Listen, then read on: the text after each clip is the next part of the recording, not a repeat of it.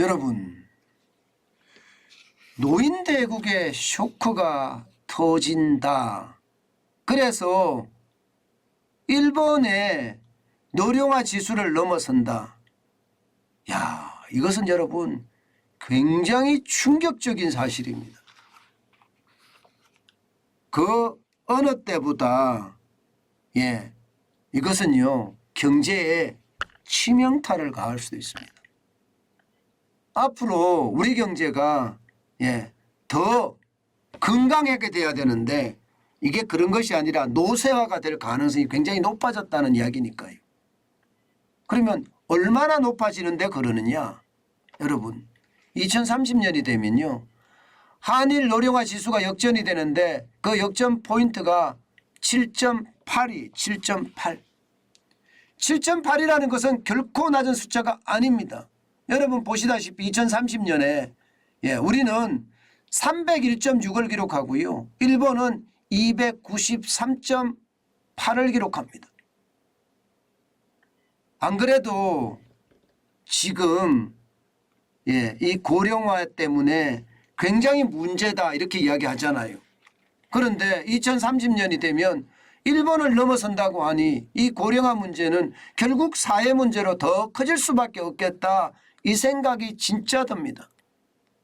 실제로 말입니다. 2020년 현재는요.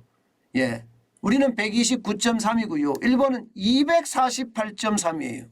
그런데 이게 불과 앞으로 8년이 있으면 완전히 역전이 된다고 하니 충격이라도 이것은 엄청난 충격이라고 봐야 되죠. 이게 고령화 사회가 아닙니다. 이제는 초고령 사회예요. 다시 말해서 14세 이하 유소년 인구 100명당 이게 20% 100명당 고령화 인구가 더 많아지는 것.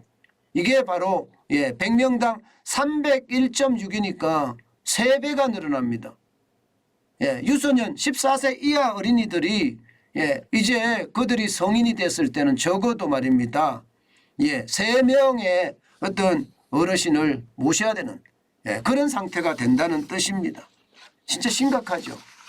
더 심각한 것은 여러분 2020년에서 2030년까지 일사천리로 일본을 앞지른다는 거예요. 왜? 출산율이 굉장히 낮습니다. 일본만 하더라도 1.3명대거든요. 1.3명대. 우리는 0.75명입니다. 올해 2분기 기준으로 보면 한국 출산율 0.75명이에요. 이게 대한민국이 쉽게 말하면 살만한 사회가 아니라는 그런 뜻이에요. 일본보다도 더 지독하다는 뜻이잖아요. 그도 그럴 것이 말입니다. 연일 말입니다. 국가나 국민은 안중에도 없고 자기네들끼리 치고받고 하는 그런 일이 매일 반복이 되니 이게 아이 낳고 싶은 생각이 나겠습니까? 여러분 강화문 가보세요. 난리도 아닙니다. 여기에 대한민국이 있는 건지 민주노총이 있는 건지 이 나라가 민주노총이 다스리는 나라인지 잘 모르겠다 이렇게 생각이 들 정도로 난리도 아니에요. 게다가 더불어민주당은 노란봉투법이라고 쉽게 말하면 파업을 해도 이게 손해에 대해서 배상을 하지 않는다는 법인데 대한민국을 무슨 파업 천국으로 만들 일이 있습니까? 이렇게 되면 여러분 고령화도 고령화지만 일자리가 그만큼 더 없어져서 대한민국 경제 자체가 진짜 와르르 무너지는 그런 사태가 발생할 수도 있습니다. 대한민국 지도자들 진짜 정신 차려야 됩니다. 이것을 보면 말입니다. 대한민국이 지금 침몰하고 있는데 이들은 도대체 뭘 하고 있는지 모르겠어요. 이재명 구하기 하고 있는 건가요? 참 답답한 현실에 속이 뒤집히네요. 더 충격적인 거 그래프를 하나 또 보여드릴게요. 고령화율도 말입니다. 결국 일본을 넘어선다는 거예요. 이게 한국통계청만 이야기를 한 것도 아니고 유엔까지 조사를 같이 한 건데요. 이게 보면 지금 2015년 현재는요. 고령화율이라는 게 총 인구 대비 65세 이상 인구 비율을 말하는 거거든요. 그런데 2015년에는요 12.8%입니다.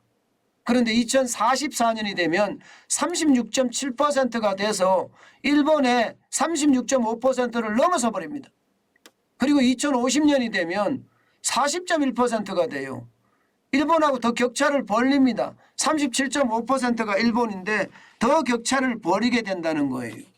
그러면 여러분 대한민국은 이게 경제활동 인구도 쪼그라들고 고령화도 굉장히 심각하게 되고 일본은 경제활동 인구도 대한민국보다는 2배나 많고 2배까지는 아니지만 뭐 1.5, 6배 많잖아요. 그죠? 여기에다가 고령화율도 더 적게 가고 결국 일본을 앞서갈 수도 있다 이런 이야기를 하지만 도대체 어떻게 앞서갈란지 저는 모르겠다. 이게 저출산 고령화 문제가 우리 사회 문제 중에서 가장 심각한 문제거든요. 일본은 이러니까요. 솔직히 발벗고 나서고 있습니다.